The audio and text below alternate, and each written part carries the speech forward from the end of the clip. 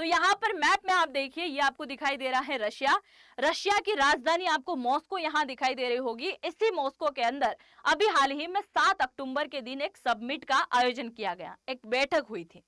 इस बैठक के अंदर कई सारे देशों के प्रमुख लीडर मौजूद थे, जैसे कई सारे देशों के विदेश मंत्रालय के प्रवक्ता मौजूद थे, कई सारे देशों के विदेश मंत्रालय के मंत्री तक यहाँ पर मौजूद थे और बड़े बड़े लीडर यहाँ पर थे।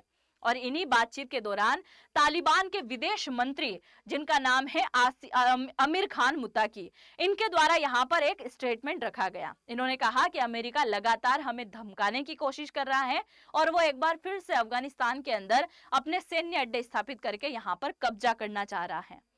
जैसे इनके द्वारा इस प्रकार के स्टेटमेंट दिए गए तो दूसरे देशों के लीडर ने कहा कि आप क्या चाहते हैं, पहले आप ये बताइए। इन्होंने कहा कि हम नहीं चाहते हैं कि अमेरिका यहाँ पर आए और यहाँ पर किसी प्रकार का खतरा उत्पन्न करे। जैसे इन्होंने कहा तो सारे देश एकजुट होकर कहा कि हम आपके साथ में हैं और हम भी नहीं चाहेंगे कि अमेरिका यहाँ पर आ जाए। तो कौन कौन से देशों ने यहाँ पर साथ दिया? सबसे पहले अगर हम बात करें तो भारत ने बड़ा बढ़ चढ़कर साथ दिया, क्योंकि आप सभी जानते हैं कि इन फ्यूचर भारत के लिए भी छोटा मोटा खतरा ही है।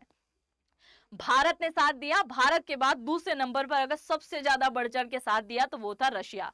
Bharat, Russia, China, Uzbekistan, Kyrgyzstan, Tajikistan, Iran, Pakistan समेत कई सारे देशों ने यहां पर समर्थन किया, क्योंकि ईरान के लिए भी बड़ा खतरा है अमेरिका।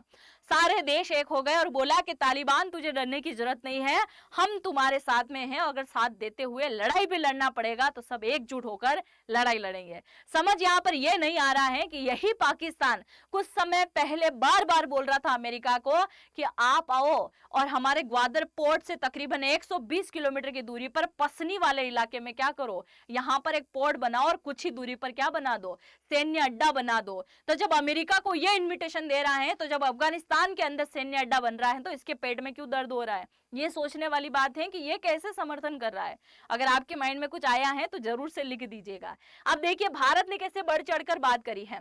भारत बोल रहा है कि हम चाहते हैं एक स्वतंत्र राष्ट्र बन जाए अफगानिस्तान, जिसके लिए हम पूरा प्रयास करेंगे। दूसरा, तालिबानी सरकार के साथ कनेक्टिविटी बढ़ाएंगे और आने वाले टाइम में और भी ज्यादा व्यापार को बढ़ाएंगे, शिक्षा को लेकर काम करेंगे, अफगानिस्तान में स्वास्थ्य को लेकर काम करेंगे, आपदा प्रबंधन जैसी विपदाओं को लेकर भी यहाँ पर काम करने वाले हैं। इस बात को लेकर कहा था। अब आप जरा सुनिए, सबसे पहले मैं आपको यहां धमकी सुनाने जा रही हूं कि डोनाल्ड ट्रंप ने कुछ समय पहले किस प्रकार की धमकी दी थी और यह धमकी एक प्रेस कॉन्फ्रेंस में दी गई थी। यहां पर देखिए, ये आपको दिखाई दे रहे हैं, ये है ब्रिटेन के पीएम जिनका नाम है कीर स्टारमर।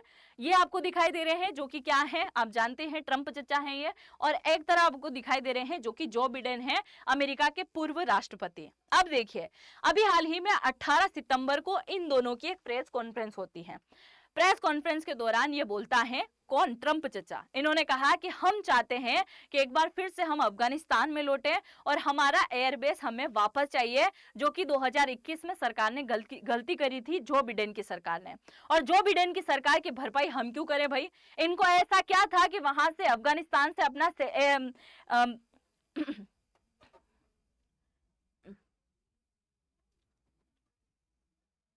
हाँ, ये आपको दिखाई दे रहे हैं, ये है कीर स्टारमर जो कि ब्रिटेन के पीएम है।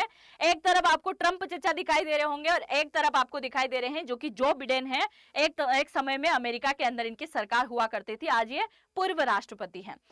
यहाँ पर देखिए, प्रेस कॉन्फ्रेंस हुई थी 18 तारीख को, 18 सितंबर को एक प्रेस कॉन्फ्रेंस हुई थी जिसमें कीर स्टारमर से बात करते हुए ट्रंप चचा कहते हैं कि अरे कुछ नहीं है, पहले वाली सरकार ने जो गलती करी है उसको सुधारने की कोशिश कर रहे हैं। 2021 के अंदर अफगानिस्तान से अपना सैन्य अड्डा हटाने की जरूरत कहाँ थी? ये क्यों हटा दिया? और ये हटा तो दिया है, पर अब हम किसी भी सूरत में वापस लेके रहेंगे। और अगर अफगानिस्तान इस बात को मानते हुए रेडी नहीं होता है तो इतना बुरा अंजाम होगा अफगानिस्तान का कि वो सोच भी नहीं सकता। और ये एक धमकी दी जा रही है प्रेस कॉन्फ्रेंस के दौरान कि मैं किसी भी कीमत में बगराम एयरबेस